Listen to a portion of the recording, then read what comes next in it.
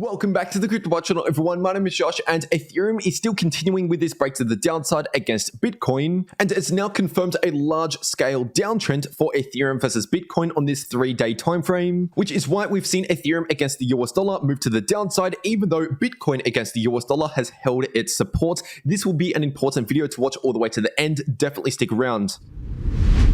Just starting off on the daily Ethereum to US dollar chart, and over the past 1 day, we've seen a break to the downside in this uptrend in the daily RSI that we've been forming over the past 2 weeks. And so technically speaking, this has now invalidated that bullish divergence, which basically means we could see some more bearish momentum resume in this trend. Because for the last couple of weeks, while Ethereum was playing out this bullish divergence, we saw a lack in bearish momentum. We basically just chopped around sideways. But with that being said, if Ethereum can close today's daily candle at around 1800 approximately, or anything above that, and as long as it's still below this previous low coming into play at around 1900, then technically speaking, we could form another bullish divergence here, because obviously we're seeing another lower low in the price action, but we could form a higher low in the RSI if we see the daily candle close around 1800 approximately. And speaking about the RSI, taking a look at the weekly Ethereum RSI, which is right now at an extremely low level. In fact, the weekly Ethereum RSI has only gotten this low just one other time in Ethereum's entire price history, which was back at the end of the 2018 bear market entering into early 2019. Even if you're looking at this crash that we saw during 2016 or the massive March 2020 crash,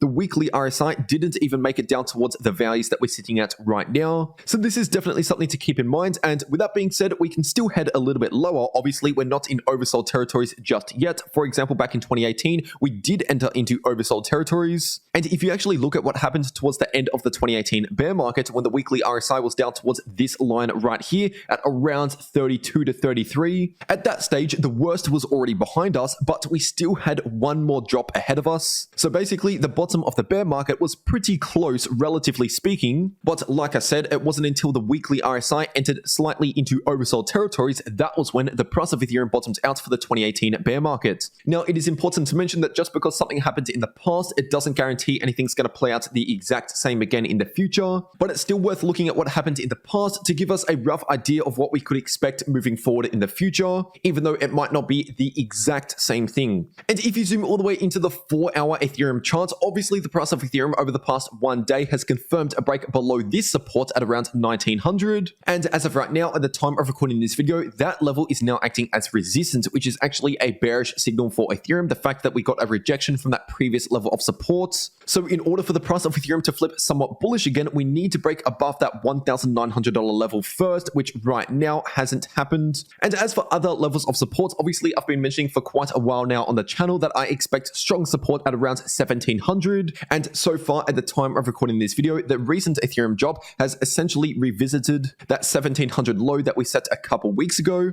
And if you're looking back during May, June, and July last year, we saw a lot of support at around $1,700 per Ethereum. So 1,700 is still the important support level for Ethereum that I am paying attention to. Now, heading over to the Ethereum versus Bitcoin chart on the 3-day time frame, obviously we've already seen the breakout to the downside, which I've been talking about pretty much every single day over the past 1 week. But with the recent drop for Ethereum versus Bitcoin, we've officially confirmed a lower low on the 3-day time frame, which means Ethereum versus Bitcoin on the larger time frames like the 3-day chart is officially in a downtrend, because we already have lower highs and now we have lower lows. And something else that I've also been talking about almost every day over the past 1 to 2 weeks for Ethereum versus Bitcoin is my strategy around Ethereum versus Bitcoin, which has been to move some of my Ethereum into Bitcoin to avoid the recent drop and any further drops for Ethereum versus Bitcoin now that we're officially in a downtrend. And once again, I did that the moment we broke below this previous low right around here. I moved some of my Ethereum into Bitcoin, so I'm still holding some Ethereum, but not as much Ethereum as what I was holding, because right now, simply based on this chart and also the Bitcoin dominance chart, it simply makes sense to be heavier in Bitcoin compared to Ethereum or any other altcoin out there. And once again, this should be nothing new for the subscribers out there, because I've been talking about all of this pretty much every day over the past couple of weeks. And in fact, the rise in the Bitcoin dominance I've been talking about